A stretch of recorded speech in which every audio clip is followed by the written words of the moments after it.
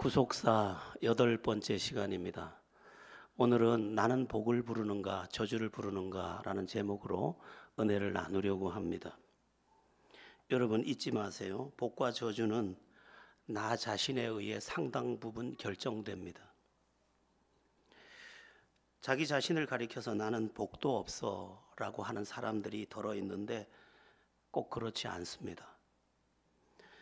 설령 좋지 않은 배경에서 자랐다 할지라도 내가 복을 부르는 사람이 되면 나도 복이 있는 인생이 됩니다. 미국의 16대 대통령 아브라함 링컨은 정말로 어떻게 저렇게 박복할 수 있을까 하는 그러한 가정 환경 속에서 자랐지만, 그리고 남들이 다 가는 학교도 갈 수 없었지만 그는 예수님을 만났고 성경의 진리를 알았으며 기도할 줄 알았고, 그것을 의지하여 그는 역경의 역경을 넘어 미국 역사상 가장 위대한 대통령이라는 그 자리에서 특히 노예를 해방하는 자로 그렇게 쓰임을 받은 것을 우리는 알고 있습니다. 여러분, 내 탓을 이제 멈추고, 또 조상 탓도 멈추고, 또 환경 탓도 다 멈추고 내가 어떻게 복을 부르는 자가 될 수 있을지 오늘 말씀을 통해서 듣고 여러분의 생애에도 행복이 깃들고 또한 영광이 나타나는 은혜가 있기를 축원합니다. 우리는 지난 시간에 노아 홍수 심판에 대해서 살펴봤습니다. 노아가 600세 되던 해 2월 17일 날 홍수 심판이 임했습니다. 이 심판은 온 지구에 임했고 아무도 그 심판을 피할 수가 없었습니다. 온 세상이 악으로 뒤덮여 있었고, 또 택한 백성들까지 이제 믿지 않는 자들과 결혼을 하고, 그리고 그 마음과 생각과 계획이 항상 악함을 보시고 하나님께서 사람 지으셨음을 한탄하면서 이제 온 세상을 물로 심판했습니다. 그러나 노아는, 그리고 노아의 아내, 그리고 노아의 아들 셋, 노아의 며느리 셋, 8명은 구원을 받았습니다. 하나님께서 그들을 방주 안으로 들어가게 하셨고 그 방주에서 그들을 지켜주셨기 때문입니다. 이 시대의 방주는 예수라고 지난번에 말씀드렸습니다. 여러분, 이유가 어떻든 예수 안으로 들어오면 사는 줄 믿으시기 바랍니다. 자, 이 방주 안으로 들어간 이 노아 가족 8은 모두 살았는데, 그러면 그 홍수 심판의 그 기간 동안 배에서 얼마 동안 이 노아 가족이 머물렀을까? 성경은 그 날짜와 그 시간을 정확하게 말씀해 주고 있는데 8장을 보면 노아가 600세 되던 둘째 해 2월 27일 그날까지, 그러니까 홍수 심판이 임한 지 1년 열흘 만에 이제 땅을 딛고 내려오게 됩니다. 긴 시간이었습니다. 그리고 두려움이 있었을 것입니다. 언제 땅을 밟을 수 있을까? 인간은 땅을 떠나면 불안합니다. 그래서 비행기를 타고 어딜 가도 틀림없이 잘 가고 있어도 뭔가의 두려움이 조금씩 있는 것이 인간이죠. 아마 두려웠을 것입니다. 물 위에서. 그런데 1년 열흘 만에 이제 땅을 밟게 되고, 땅을 밟으면서 이제 새 시대를 열어가야 하는 그 엄중한 시간 앞에 섰습니다. 그러면 그때 노아는 뭘 했을까? 처음에는 내리자마자 한 것은 하나님께 정결한 제물을 하나님 앞에 번제로 드린 것이었습니다. 노아는 우리가 여름에 한철만 비가 와도 한 동네가 없어지는 일들도 덜어보는데, 무려 1년 열흘 동안 온 세상이 물로 뒤덮여 있던 곳에서 내렸기 때문에 너무도 삭막한 터 위에 그 터를 밟았을 것입니다. 그런데 집부터 짓거나 다른 것을 하지 않고 먼저 번제를 하나님께 드렸습니다. 하나님은 그렇게 드리는 번제를 흠양하셨다. 성경이 그렇게 말씀하고 있고, 그것을 기뻐 받으시면서 노아에게 언약을 주는데 다시는 물로 세상을 심판하지 않겠다 약속까지 주십니다. 여기에도 굉장히 중요한 메시지가 있는데, 우리는 무엇부터 행하는가?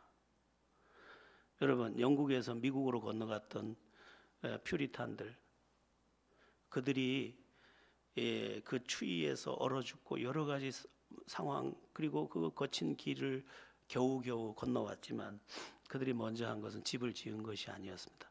교회를 먼저 지었죠. 예배당을 먼저 짓고 여기까지 오게 하신 하나님을 먼저 예배했습니다. 그러므로 하나님께서 그 땅을 그렇게 복되게 하신 것 같습니다. 여러분, 노아는 방주에서 내려서 다른 거 먼저 하지 않았습니다. 예배부터 했습니다. 저는 오늘날 우리 신앙인들에게 이 정신이 매우 중요하다고 생각을 합니다. 이거를 놓치면 집니다. 이거를 놓치면 믿음의 길을 제대로 갈 수가 없습니다. 뭐냐? 마태복음 6장 33절. 너희는 먼저 그의 나라와 그의 의를 구하라. 그리하면 이 모든 것을 너희에게 더하시리라. 여러분, 순서 바꾸면 안 됩니다. 믿음을 1번에다 안 두면 우리가 믿음 생활을 절대로 제대로 할 수가 없습니다. 여러분, 왜 1번에 둬야 합니까? 하나님이 허락하지 않으면 아무것도 우리가 가질 수 없기 때문입니다. 하나님이 허락해야 됩니다. 그러므로 하나님을 1번으로 삼는 인생. 어떤 청년이 예수님께 어느 날 물었습니다. 하나님의 제일 되는 계명이 뭡니까?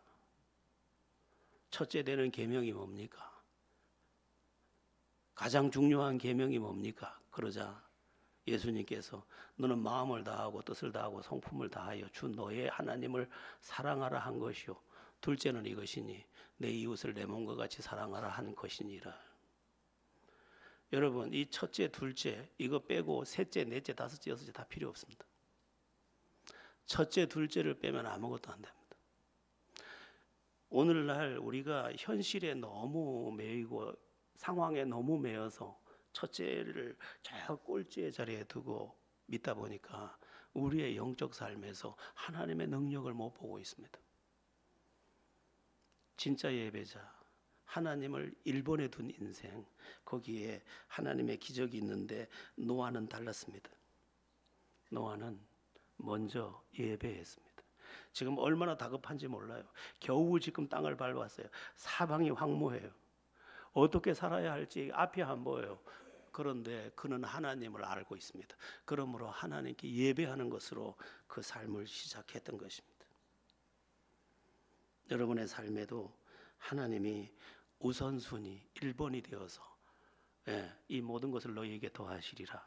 하나님이 책임져 주는 영혼의 복, 또 우리 육신의 복, 가정의 복, 일터의 복, 삶의 복, 인생 모든 영역에 은혜를 누리는 은혜가 있기를 예수의 이름으로 축원합니다. 자, 이제 본문, 오늘 본문으로 돌아와서 노아는 이제 시간이 좀 지났겠죠. 그럼 무엇을 했습니까? 농사를 지었습니다. 무슨 농사를 지었습니까? 포도 농사를 지었습니다. 아마 그 내려있던 그 지역에 가장 적합한 것이 아마 포도 농사였던 것 같습니다. 그런데 포도는 우리가 내비두면 저절로 발효가 되기 때문에 포도주가 되는데 그 포도주를 먹고 벌거벗었는지라 이렇게 되어 있습니다. 이게 벌거벗은 풍경이 아마 황당할 정도로 벌거벗은 것 같습니다.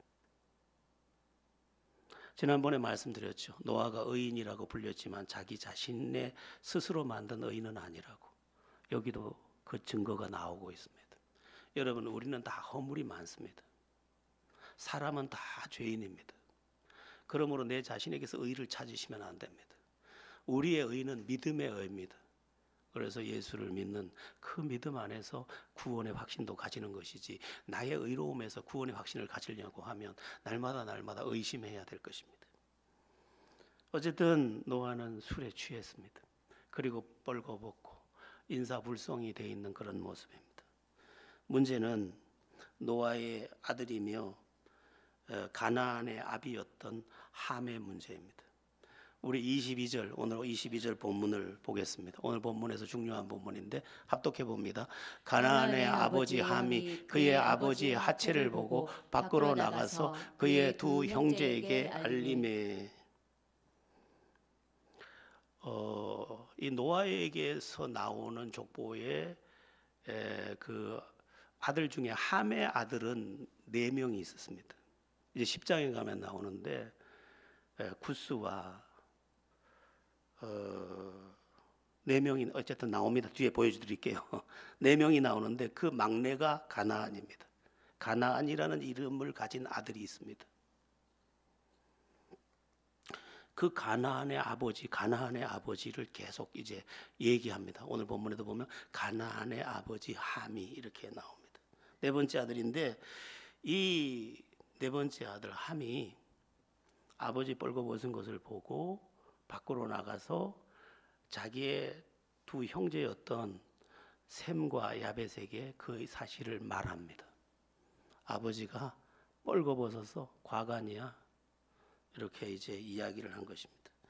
여기 벌거벗은 것을 보고 본다라는 단어가 라라는 단어를 히브리어 썼는데 조롱하다 또한 부정적인 눈으로 보다라는 의미가 있습니다.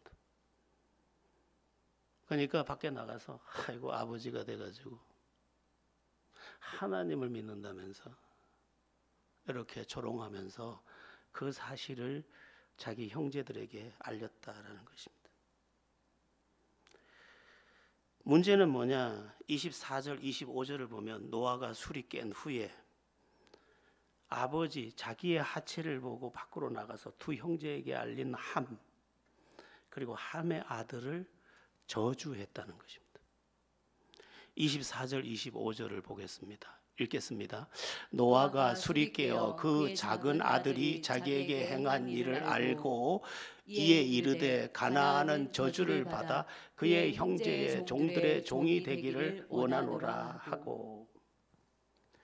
오늘 설교에서 매우 중요한 내용인데요. 술에서 깨어난 노아는 함의 아들 가나안을 왜 저주했을까? 이 저주의 의미가 뭘까?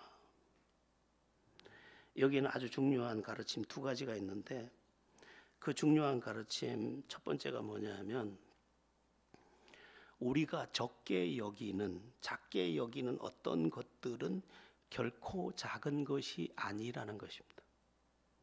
뭐 아버지 하체 봤다고 와서 두 형제에게 말하는 게 저주받을 정도의 일처럼 보입니까? 그렇지 않습니다. 그런데 그것이 저주를 불렀습니다. 우리가 이 부분을 놓치면 안 됩니다. 여러분, 우리가 가볍게 여기는 입술의 말 한마디도 얼마나 큰 것인지 모릅니다. 특히 노아의 아들 함처럼 누군가를 비난하거나 비판하는 것은 얼마나 큰 저주를 불러오는지 모릅니다. 아버지를 비난할 정도의 사람이다. 그는 저주받을 사람인 거죠. 이 부분에 대한 이야기들이 참 많이 나오는데 제가 간단하게 좀 정리해 왔습니다. 우리 잠언 13장 3절 한번 보겠습니다. 잠언 13장 3절입니다. 시작. 입을 지키는 자는 자기의 생명을 보존하나 입술을 크게 벌리는 자에게는 멸망이 오느니라. 말 한마디인데 입을 지키는 자는 자기 생명을 보존하는데 입술을 크게 벌리는 자에게는 야, 내가 이거 말 안 하려고 그랬는데 이거 말해야 되나 말아야 되나 그러면서 크게 떠벌리는 자는 멸망이 온대요.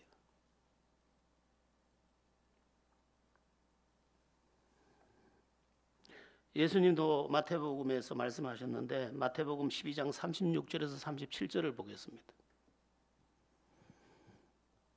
읽겠습니다. 내가 너희에게 이르노니 사람이 무슨 무익한 말을 하든지 심판날에 이에 대하여 신문을 받으리니 내 말로 의롭다함을 받고 내 말로 정죄함을 받으리라. 우리의 말 한마디가 다 심판 앞에 있다는 거예요. 우리의 부정적인 한마디 말이 얼마든지 나에게 심판을 불러올 수 있다는 거죠. 우리는 그 뭐 그런 말들을 대수롭게 여기지 않는데 그거는 저주를 부르는 일이라. 거짓말의 심각함도 여기 나오는데 잠언 19장 5절을 한번 보겠습니다. 시작. 거짓 증인은 벌을 면하지 못할 것이요 거짓말을 하는 자도 피하지 못하리라. 예, 제가 봤습니다 하는 거짓말, 보태서 하는 어떤 나쁜 말, 그도 벌을 받는데. 여러분, 우리가 얼마나 말 한마디를 가볍게 여깁니까? 근데 이렇게 자기 아버지를 조롱하듯이 떠버린 말이 저주가 되듯 우리의 잘못된 말들이 우리를 충분히 불행하게 할 수 있다는 것입니다. 말 이외에도 우리가 가볍게 여기기 쉬운 것 중에 우리를 해치는 치명적인 것들이 많이 있습니다. 그 중에 하나가 태도입니다. 태도. 나쁜 태도를 성경은 교만이라는 말로 이렇게 압축해서 설명하고 있는데, 교만이 뭡니까? 질서를 따르지 않거나 예의를 갖춰야 될 대상에게 예의를 갖추지 않는 것입니다. 그럼 그 잘못된 교만한 태도의 결과가 뭡니까? 잠언 16장 18절을 보겠습니다. 교만은 패망의 선봉이요 거만한 마음은 넘어짐의 앞잡이니라. 여러분 혹시 아시는지 모르겠어요. 태도는 사실보다 더 중요하다는 말이 있습니다.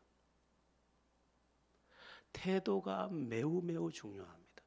여러분의 자녀 중에 누가 태도가 나쁘다 그러면 그거 눈물로 기도해 줘야 합니다.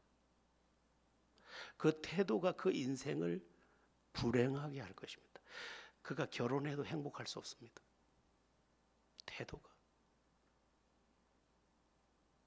태도가 매우 중요합니다. 인생에서는. 그럼 복을 부르려면 어떤 태도를 가져야 합니까? 교만의 반대는 겸손입니다. 겸손은 뭡니까? 나를 낮추고 너를 높이는 자세입니다. 빌립보서 2장에서 예수님이 그는 하나님과 근본 본체심에도 불구하고 자기를 비워 종의 형체를 가졌다고 했습니다. 그러므로 하나님이 그를 지극히 높여 하나님 보좌 우편에 앉히셨느니라 했습니다. 여러분, 겸손한 태도는 그 사람을 존귀하게 합니다. 대학 교수로 이제 은퇴를 하시고 참 귀한 분이신데 저를 식사 대접을 하고 싶다고 두 네 분이 오셔서 같이 식사를 했습니다. 식사를 마치고 이제 헤어지는데 집에를 안 가셔요. 가세요 했더니 아유 목사님 가시는 거 보고 가야 됩니다. 두 네가 딱 서가지고 이러고 인사를 끝까지 하고 내가 나오고 나서야 나가시는 거예요. 이야, 저보다 나이도 많으시고 사회적으로 덕망이 높으시고 금전적으로도 소문에 의하면 서울에도 빌딩이 있다고 하니까 저분 어떻게 저렇게 겸손하실까? 그래서 저분의 삶의 울타리가 저렇게 풍성하고 복됐구나.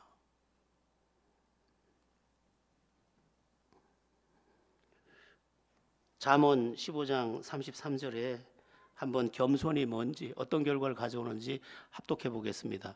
여호와를 경외하는 것은 지혜의 훈계라 겸손은 존귀의 길잡이니라. 존귀의 길잡이라는 것은 겸손했더니 존귀함이 자꾸 이 사람을 존귀한 길로 끌고 가더라.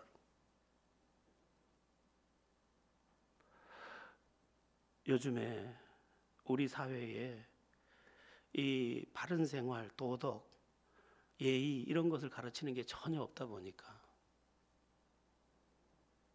가정에서도 애들을 그렇게 안 가르치다 보니까 거만하고 함부로 하고 본인 자신도 그렇고 그러니까 우리는 모르고 있는데 저기서 지금 계속 미래가 무너지고 있는 거예요. 미래가요.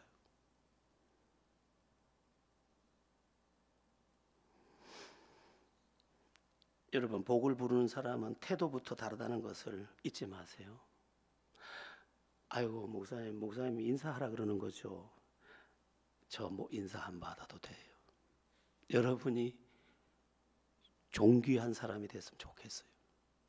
그 길이 뭐라고요? 태도.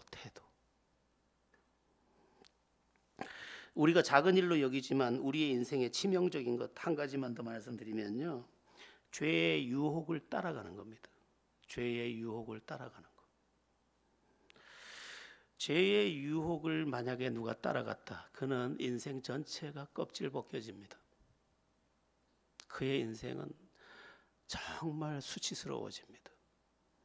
잠언 5장 3절 6절 보겠습니다.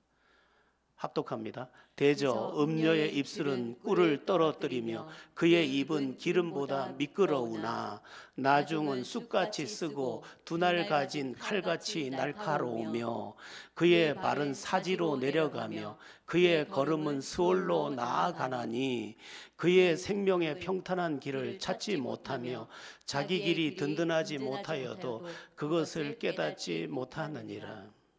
음녀를 따라간 사람, 이 음녀는 모든 유혹을 다 가리켜서 하는 말입니다. 그게 뭐 정욕의 문제든 세상의 것이든 나를 유혹하는 것을 따라간 모든 경우가 어떻게 되느냐, 나중엔 쑥같이 쓴 인생이 되고 두 날 가진 칼 같은 것에 베이듯이 내 인생이 베이고 내 발이 사지로 내려가고 그 걸음이 스올로 나아가나. 스올은 두 가지 경우에 쓰입니다. 무덤 또는 지옥을 가리킵니다. 죄의 유혹을 지금 우리 청소년들이 받고 있는데, 이 청소년들이 죄의 유혹을 받아들였다 그러면 인생 끝난 겁니다.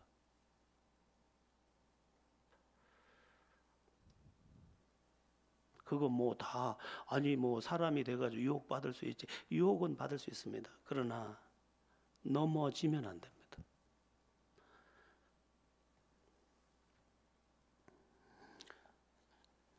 우리 인생에 유혹이 없는 날이 없죠. 그러나 그것이 나를 완전히 망하게 할 수 있다는 사실을 잘 알고 오늘 이걸 작게 여기지 말고 경건한 삶을 온전히 살아갈 줄 아는 모두가 되기를 바랍니다. 자, 노아가 함의 아들을 저주한 그 이유도 좀 다시 살펴봐야 할 건데, 노아는 왜 자식을 저주했을까요?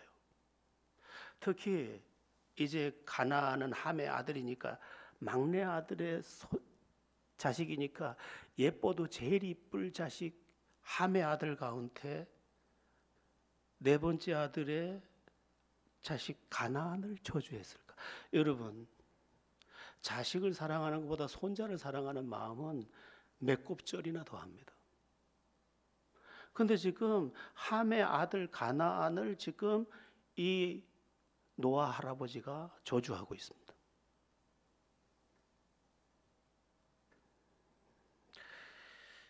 아까 창세기 10장에 가면은 함의 아들이 넷이다 그랬는데 구스, 미스라임, 붓, 가나안 이렇게 넷입니다.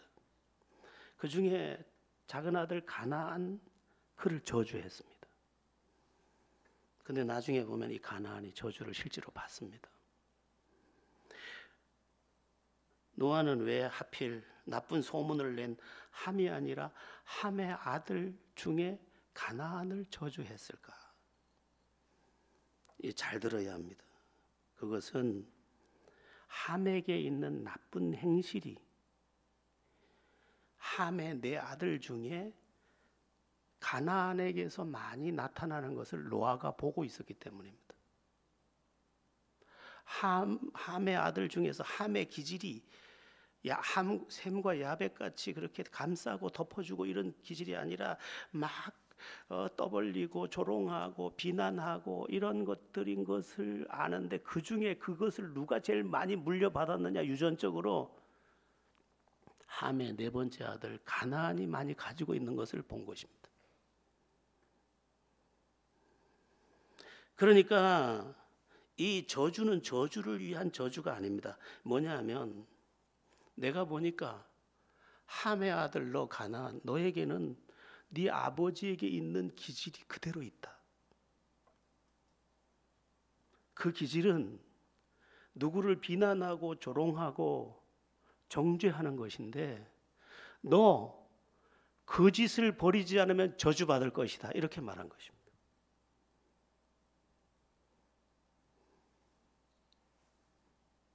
그러니까 노아의 편에서 보면 가나안에 대한 저주, 이렇게 한 집에서 살면서 키우면서 보니까 얘한테 이런 문제가 있네. 우리가 자식을 며칠 키워보면 그 자식이 다 다른데 얘한테는 아빠한테는 나쁜 기질이 얘한테 있네. 아빠의 저것 때문에 내 인생이 너무 힘들었는데 그걸 저기 그대로 갖고 있네. 저게 너 저주받는다. 너 그거 안 버리면, 이렇게 말한 겁니다. 여러분, 오늘 우리에게도요, 나를 망하게 할 요소가 잠재적으로 내 안에 있습니다. 어떤 사람은 이런 잠재적 요소, 어떤 사람은 저런 잠재적 요소가 있는데 그것을 우리가 치명적인 문제라고 깨닫지 못하고 일만 열심히 하고 부지런히 살고 또 머리 굴려서 그 시대에 맞게 살면 다 잘 먹고 잘 살 것처럼 여기지만 이 문제를 가지고는 그가 절대로 행복에 도착하지 못합니다. 노아가 그 이야기를 지금 함을 두고 네 기질을 제일 많이 물려받은 저 가나안, 아직도 어린 것이, 아직도 어린 저것이 너를 넘어설 만큼 저렇게 남을 아프게 한다. 저 거짓말하는 습관, 그리고 교묘한 악행들, 저거 안 버리면 저주받아. 저주받을 수밖에 없어. 내가 저주해서가 아니고 그런 삶에는 저주가 저절로 오는 거야. 이걸 지금 노아는 말하고 있는 거죠. 여러분, 사람들을 이렇게 대해보면 어떤 사람은 참 복스럽습니다. 우리 여기 앉아있는 분 중에도 복스러운 분들이 있는데요, 이름을 대면 또 그러니까 제가 만난 어떤 사람들을 이렇게 보면서 이 사람 참 복스럽구나 하는 분들이 꽤 있었습니다. 야, 어떻게 이렇게 좋은 것들을 가지고 계실까? 참 부럽다 싶은 그런 분들을 만났는데 그들의 삶의 울타리에 들어가서 제가 깜짝 놀라는 것은 세상이 어떻게 이렇게 대대로 잘 될까? 저희 내외 식사 대접을 했다는 그 장로님네도 어떻게 저렇게 두루두루 복될까?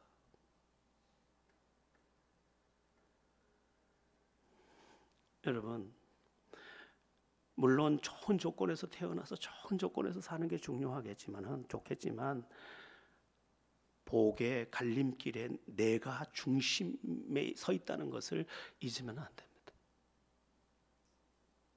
내 안에 있는 나쁜 기질이 뭘까? 그냥 보면 안 보여요.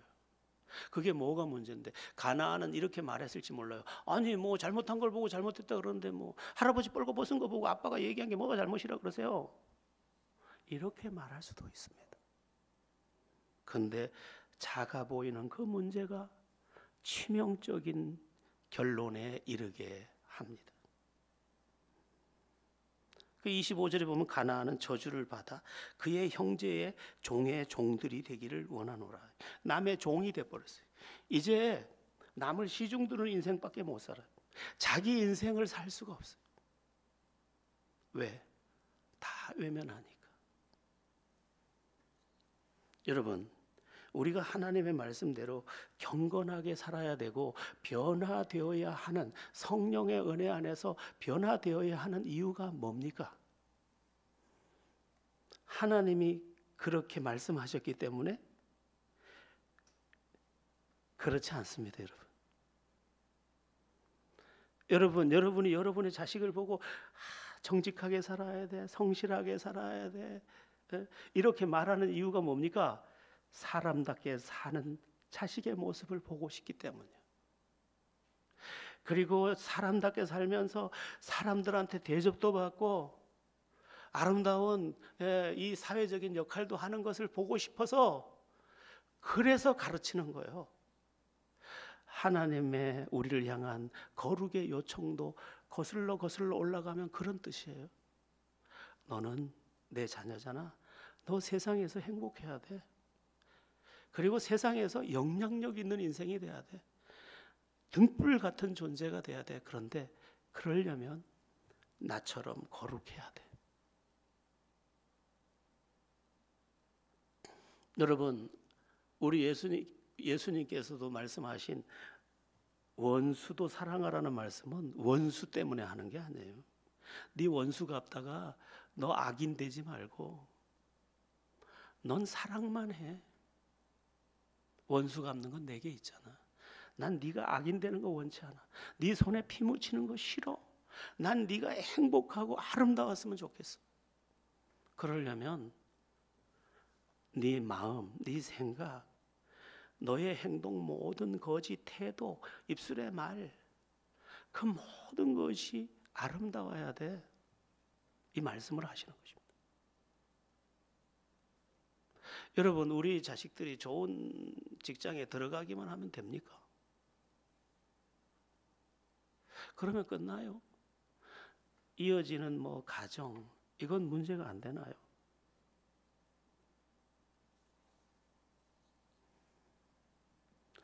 우리의 삶이 내 안에 있는 이 쓴뿌리를 버리지 않으면 내가 저주를 부르는 인생이 되는구나. 그러므로 에베소서에서 말씀하듯이 거짓을 버리고 마음의 분노도 버리고 우리 안에 있는 아주 더러운 그리고 교묘한 것들을 성령의 불로 다 소멸해 버려야 돼. 그렇지 않으면 어제처럼 나도 모르게 내가 손짓하는, 나도 모르게 내가 불러들인 불행이 아침 저녁으로 나를 찾아오게 돼 있어요. 그게 인생이에요.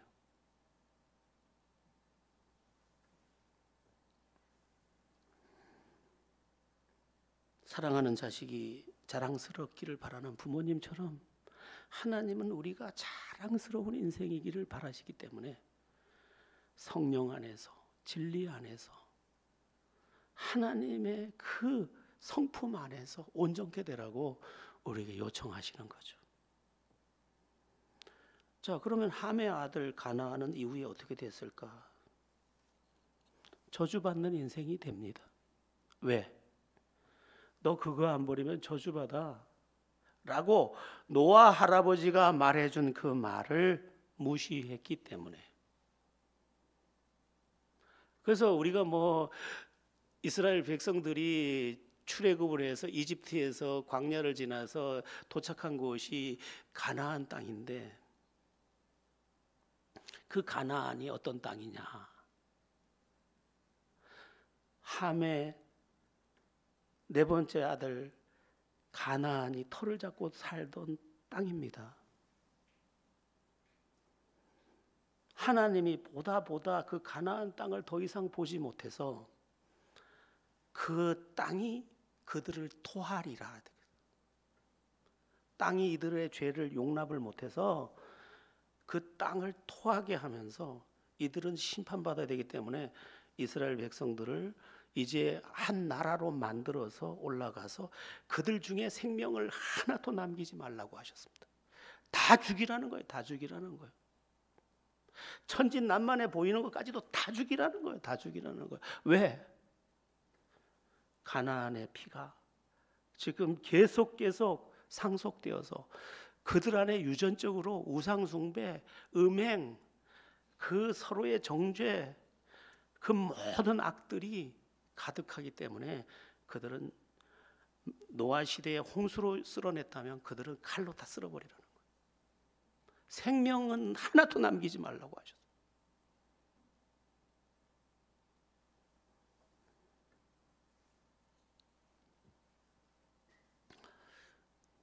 노아가 너 그렇게 하면 저주받아 할 때 할아버지 어떻게 하면 이걸 버릴 수 있을까요? 해서 요즘 말로 회개하며 성령의 능력으로 물리쳤더라면 가나안은 저주를 받지 않았을 것입니다. 여러분, 나 자신에게 복을 부를 요소들이 있을까요? 반대로 혹시 저주를 부르면서 살고 있지는 않을까요? 내 체질처럼 나처럼 내 안에 들어와 있는 나쁜 체질들, 이것들이 나를 해치고 있는 것입니다. 우리 휘담 학생이 성령으로 계속 성령을 인정하고 환영한다고 말했는데 성령 안에서 새롭게 돼야 합니다. 우리가 우리를 못 고쳐요.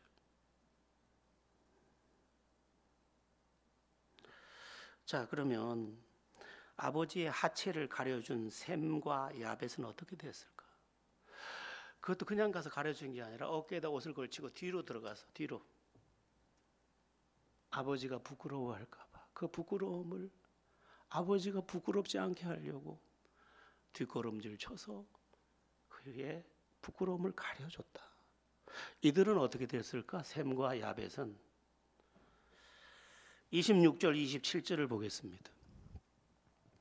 합독합니다. 또 이르되 셈의 하나님 여호와를 찬송하리로다. 가나안은 셈의 종이 되고 하나님이 야벳을 창대하게 하사 셈의 장막에 거하게 하시고 가나안은 그의 종이 되게 하시기를 원하노라 하였더라. 가나안은 이제 종이 됐어요. 예전에 그 유럽 이쪽에서 이 부분을 해석을 잘못해서 함의 자손을 확대 해석했어요. 함의 자손을 아프리카 사람으로 해석한 거예요. 그래서 사정없이 데려다가 노예로 삼았어요. 근데 함에게는 4자녀가 있다고 했죠. 그래서 구스는 에디오피아거든요. 그러니까 그 근방의 사람들이 종이 됐다는 말이고 저쪽은 아닌데 다 끌어다 써버렸어요. 노예로. 너 왜 성경에 나왔잖아. 너희들은 노예야 임마. 이러고 끌어다 썼어요. 어쨌든 가나안은 종이 될 거라고 했는데 그들의 종의 터에 거하게 됩니다. 그런데 셈은 여호와의 축복을 받고 야벳은 번성하여 셈의 장막에 거하게 될 것이라. 이것도 뭐 해석이 굉장히 많은데 예수님이 셈족 그 계통에서 오셨으니까 그 예수님의 품 안에서 야벳 유럽이 창대하게 되는 그렇게 해석을 해왔었습니다. 자, 그러면 노아는 영성이 깊어서 이걸 이렇게 예언을 했을까? 아니에요. 노아는 알고 있었습니다. 그가 가진 것이 그의 미래가 된다는 것을. 여러분, 나쁜 성품이 그냥 나쁜 성품으로 끝나는 게 아니에요. 그건 그것에 합당한 나쁜 걸 끌고 오는 거예요. 좋은 성품은 좋은 성품으로 저장돼서 바보 취급받는 게 아니에요. 그게 가져오는 복이 있는 거예요.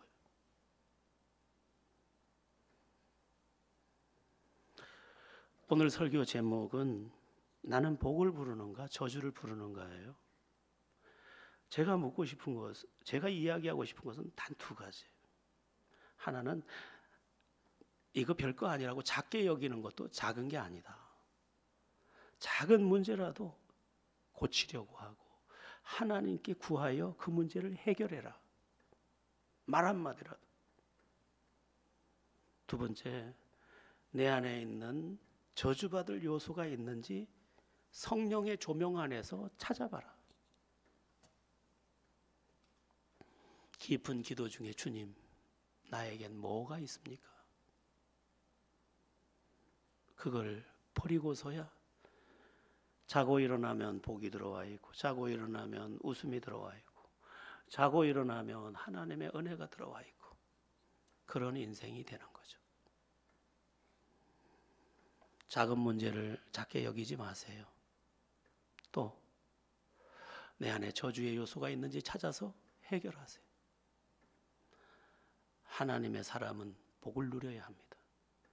여러분이 바른 깨달음으로 복을 부르는 모두가 되기를 예수의 이름으로 축원합니다.